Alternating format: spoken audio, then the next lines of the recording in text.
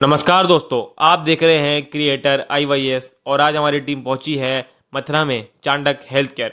और आज हमारे साथ हैं डॉक्टर मीमांसा महेश्वरी, जो एक आई स्पेशलिस्ट भी हैं। चांडक हेल्थ केयर जो गोवर्धन चौक के पास नेशनल हाईवे पर शुरू होने जा रहा है, मथुरा के लोगों के लिए मॉडर्न और वर्ल्ड क्लास मेडिकल फैसिलिटीज़ लेकर आ रहा है।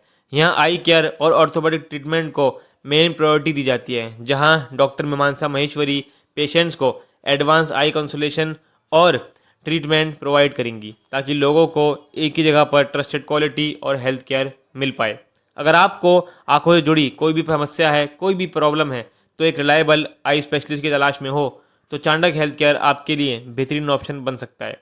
वीडियो को एंड तक ज़रूर देखिए, क्योंकि आज हम आपको डॉक्टर महेश्वरी और उनके आई केयर सर्विसेज के बारे में डिटेल में बताने वाले हैं। धन्यवाद मैम। अगर इस पॉडकास्ट की मैं शुरुआत कर रहा हूँ तो आंखों की डॉक्टर मेरे साथ हैं। अगर इसको नाम मैं दृष्टि दूँ तो आपको क्या लगता है कि दृष्टि यानी आंखें किसी के भी जीवन में कितना बड़ा योगदान होता है? देखिए, दृष्टि बिना तो जीवन का कोई आधार ही नहीं है। मैं कहूँगी बाकी कोई भी शरीर का अंग काम ना करे, लेकिन अगर हमारी आंखें देखना ही बंद कर दें तो हमारे जीवन में सिर्फ अंधकार ही अंधकार है।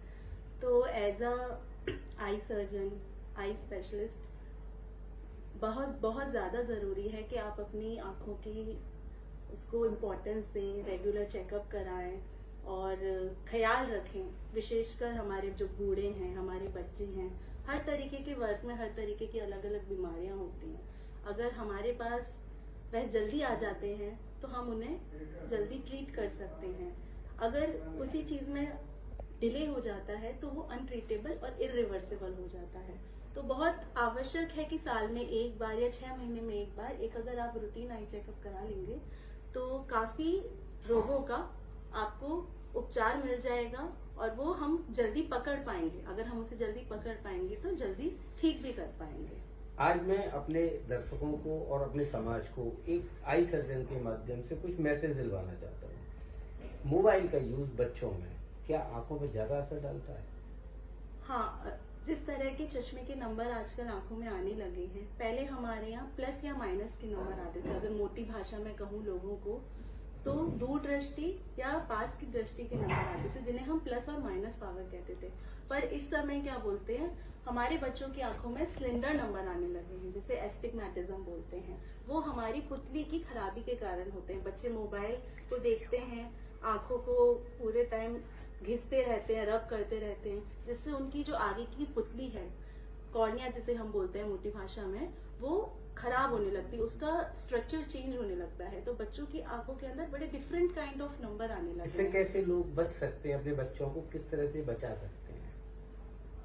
बेसिकली आज के डिजिटल टाइम में बच्चे लोग घरों में ही ज्यादा रहते हैं, फोन टीवी पे ही ज्यादा एंगेज रहते हैं, आउटडोर एक्टिविटीज नहीं करते हैं। तो अगर हम उन्हें बाहर खेलने कूदने के लिए निकालेंगे, थोड़ा सा उन्हें प्रमोट करेंगे कि नहीं जाओ सबके साथ खेलो, कॉलोनी में खेलो, बच्चों के संग खेलो, तो ये शायद उनके मोबाइल के यूज को, डिजिटल डिवाइसेस के यूज को कम करेगा। तो वो बड़ा हेल्पफुल है।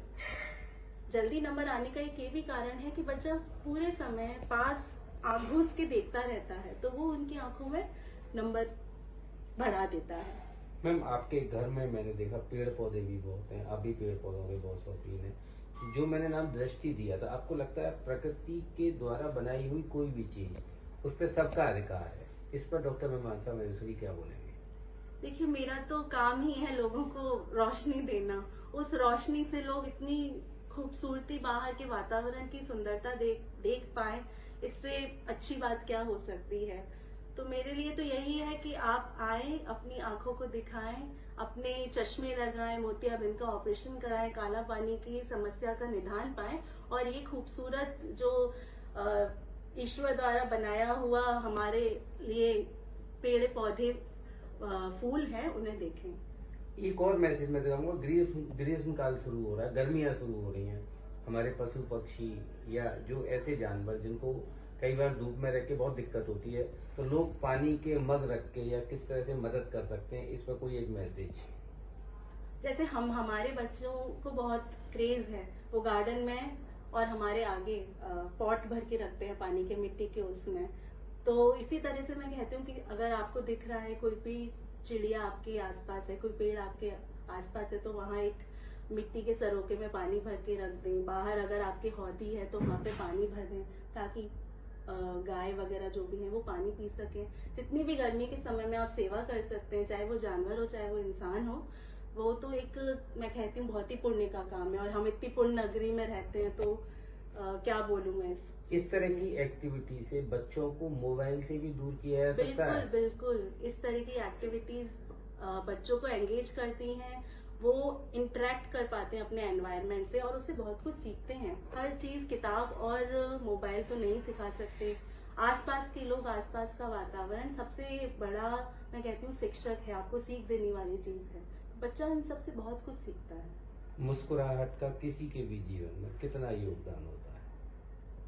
देखिए, मुस्कुराने से तो हर तरीके की बीमारी को आप दूर कर सकते हैं, चाहे वो कितनी बड़ी से बड़ी कठिनाई हो। हर कठिनाई का सामना आप आसानी से कर जाएंगे अगर आप मुस्कुराते रहेंगे और पॉजिटिव रहेंगे।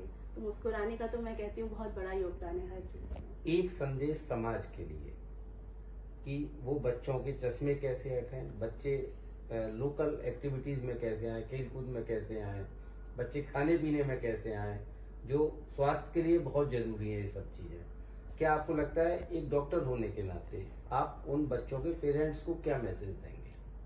देखिए, आजकल क्या हो गया है कि न्यूक्लियर फैमिली हो गई है, सिर्फ मम्मी पापा और बच्चे होते हैं, तो वो एक बहुत बड़ा फैक्टर है कि बच्चे नहीं निकल पाते हैं। तो जो कॉन्सेप्ट खत्म हो गया जॉइंट फैमिली, जहाँ पे दादा दादी नहीं है जो उन्हें बाहर ले जाएं, घुमा लाएं, उनके संग खेल कूद लें, तो वो एक बहुत बड़ा ड्रॉबैक है। तो मैं कहती हूँ अगर जितना परिवार मिलके साथ रहे, वो एक बहुत बच्चों के लिए ब्लेसिंग होती है। जैसे हमारे बच्चों के वो अपने दादा दादी बुआ और के साथ है, तो फिर उस हिसाब से हमारे बच्चे फिर भी इतने मोबाइल और में नहीं एंगेज रहते हैं, वो अपने दादा दादी के संग खेलते हैं, बाहर खेल आते हैं। तो बाकी जो वर्किंग पेरेंट्स हैं, हाँ, उनके लिए काफी बड़ा ड्रॉबैक है, या ये कहे कि वो थके हुए आते हैं फिर कहाँ अपने बच्चे को लेके जाए। लेकिन हाँ, सोसाइटीज हैं, फ्लैट्स हैं बच्चों के, आप अपने नेबर से अच्छी इंटरेक्शन रहे, अपने हम उम्र बच्चों से उनकी दोस्ती कराएं, ताकि वो मिलके आपस में खेल सकें। मैं एक क्वेश्चन और लूंगा आपसे। मोटा अनाज, आजकल बच्चे बहुत सारे इस तरह के ये आ गए हैं फास्ट फूड, तो अगर हम मोटे अनाज के बारे में जानकारी दें, या एक डॉक्टर, एक आई स्पेशलिस्ट मोटे अनाज के बारे में समाज से कहे कि चने खाओ, बाजरा खाओ, जौ खाओ, इस तरह के अगर समाज में सब लोग आगे आए, तो आपको लगता है कि हमारे बच्चों में बहुत सारी बीमारियां खत्म हो सकती हैं? हाँ, हमारे दादाजी को हमने हमेशा चने और गेहूं की रोटी, मिस्सी रोटी, क्या मतलब उसको खाते हुए देखा है। और 90 साल की उम्र, मतलब 90 से भी ज्यादा की उम्र उन्होंने पाई, बिना किसी उसके, स्वस्थ रहे।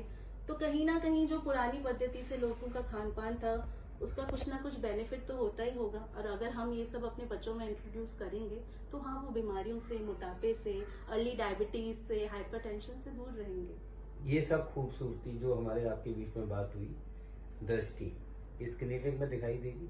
बिल्कुल, आइए देखिए, मिलिए। थैंक यू मैम साहब, आपने हमको समय दिया, बहुत बहुत धन्यवाद।